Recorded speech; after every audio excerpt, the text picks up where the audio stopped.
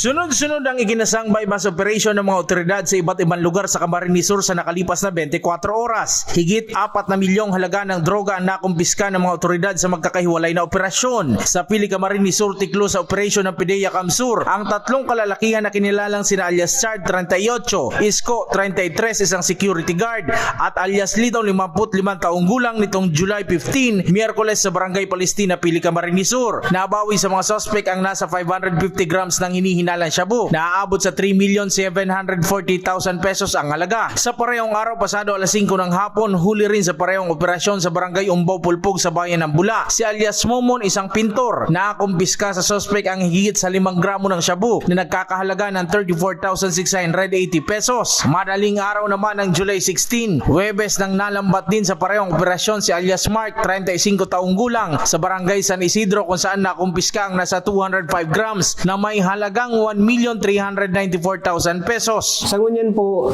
si Satuyan suspect, yaon po dyan, pinamedikalan tana, dinaratan na po sa hospital, and then titigahanda na po ang maninigong mga papel para maipalita po ang kaso. Pag violation po kang 9165 o Dangerous Drug Act of 2002, violation po kang Section 5, sealing. Yan po ang satuyang ipapail na kaso laban sa iya. Malaking bagay umano na nasa wata ang nasabing tulak ng illegal na droga at naiwasang maikalat pa ang mga dala nito. Continuous naman ang ating anti-illegal drugs campaign. Bali, inigting natin lalo ang demand reduction and supply reduction. Ang demand reduction, ito yung ginagawa ng mga kapulisan natin na nagkakandak tayo ng symposium, drug awareness programs sa barangay, sa schools, at sa ibang mga ahensya na kung saan prevention kumbaga. Kung paano maiwasan ito, anong masamang dulot nito.